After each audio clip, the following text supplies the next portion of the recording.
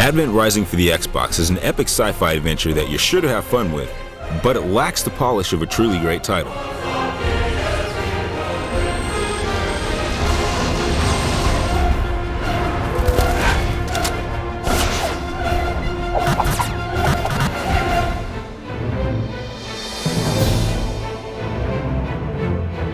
The story of Advent Rising, co-written by Orson Scott Card, is decent, but nothing you'd think was worthy of his name. The plot is basically the Chronicles of Riddick. A race of war-driven monsters called the Seekers reach your homeworld and turn it into an asteroid field.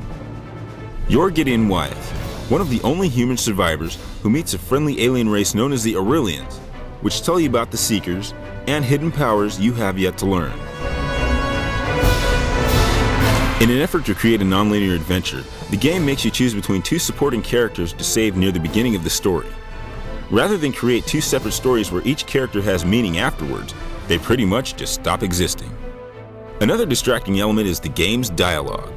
It starts off cute and campy when introducing the main characters, which is fine for the beginning of the game, but as the story gets more dramatic, the characters still maintain an inappropriate tongue-in-cheek attitude about their world being destroyed and all their friends dying off.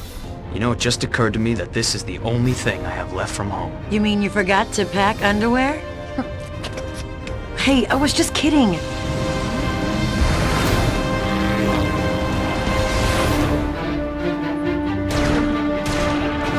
Majesco's sci-fi third-person shooter is extremely ambitious. It has more guns than most first-person shooters, complete with leveling abilities. And like Halo 2, you can carry a different gun in each hand and fire each gun independently. This can make gunplay fun when trying out different weapon combinations. And doing it with such style! Advent Rising also features a fairly robust melee system and 6 psychic powers that have alternate firing modes.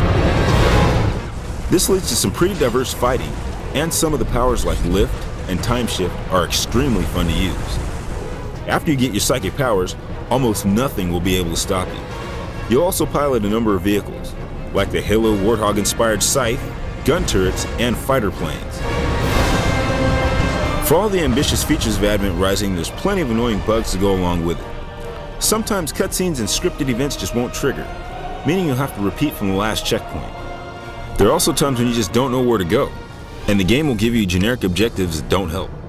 There are also several buttons that perform multiple actions, which can make it frustrating getting Gideon to do what you want him to do in the heat of combat. The targeting system works by flicking the right analog stick towards the enemy that you want to attack, but the default sensitivity is pretty high and will latch on to whatever's around you when you're exploring.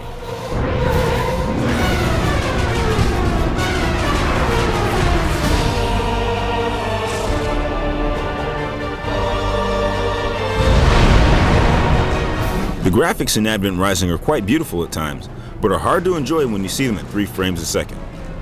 The music is the same way. Gorgeous, but it skips or doesn't fit the setting at all. The long-legged character design is unique, if not peculiar, but most of the animations are very well done. The graphics are not technically impressive, but there's a good use of colors to make things pleasing to the eye. That said, if there aren't any high polygon models on the screen, then why is there slowdown? On occasion, you'll brush up against a chair and trigger a free-falling animation.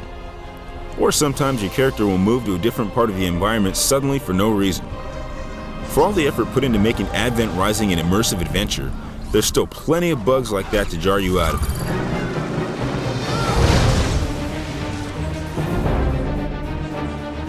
Advent Rising for the Xbox, despite all its flaws, is still a fun game to play. Had the development team had another month or two to iron out all the bugs and frame rate issues, it could be a fantastic game, instead of just an average one.